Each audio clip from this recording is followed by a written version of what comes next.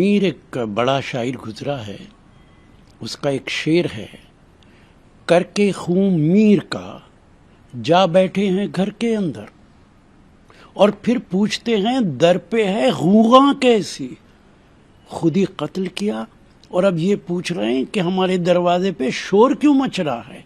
अरे ये हिजाब का इशू तो भारतीय जनता पार्टी के नेताओं तुमने ही पैदा किया है। तुम्हें दूसरा कोई काम नहीं इस देश के अंदर।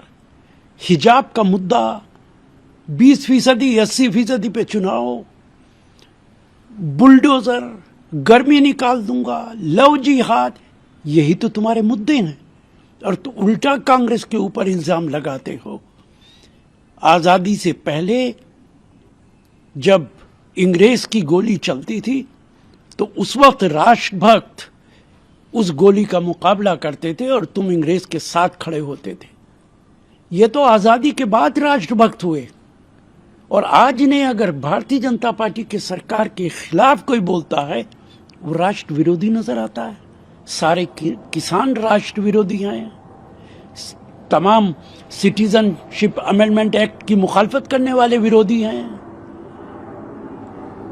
भारतीय जनता पार्टी के एमपी से कहना चाहूंगा, देश को तोड़ने की कोशिश मत करो, देश के लोकतंत्र के साथ खिलवाड़ मत करो, देश के संविधान के साथ खिलवाड़ मत करो। इन्हें यह नहीं मालूम है कि मदरसों का बैकग्राउंड क्या है।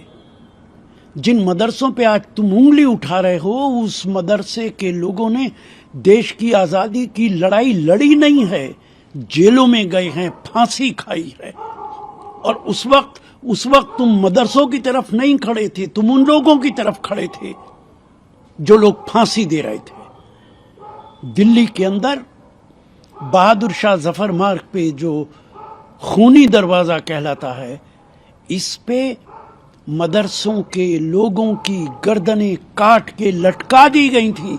बीजेपी के नेताओं, इतिहास पढ़ो तो मदरसों पे उंगली उठाना छोड़ दोगे। मीर एक बड़ा शायर गुजरा है, उसका एक शेर है, करके खून मीर का जा बैठे हैं घर के अंदर और फिर पूछते हैं दर पे है गूंगा कैसी, खुद ही कत्ल किया और अब ये पूछ रहे हैं कि हमारे दरवाजे पे शोर क्यों मच रहा है। अरे ये हिजाब का इशू तो भारतीय जनता पार्टी के नेताओं तुमने ही पैदा किया है। तुम्हें दूसरा कोई काम नहीं इस देश के अंदर। हिजाब का मुद्दा 20% 80% पे चुनाव, बुलडोजर, गर्मी निकाल दूंगा, लव जिहाद, यही तो तुम्हारे मुद्दे हैं और तो उल्टा कांग्रेस के ऊपर इल्जाम लगाते हो। आजादी से पहले जब अंग्रेज की गोली चलती थी तो उस वक्त राष्ट्रभक्त उस गोली का मुकाबला करते थे और तुम अंग्रेज के साथ खड़े होते थे।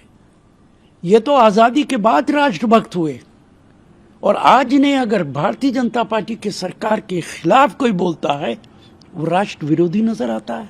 सारे किसान राष्ट्र विरोधी हैं, तमाम सिटीजनशिप अमेंडमेंट एक्ट की मुखालफत करने वाले विरोधी हैं।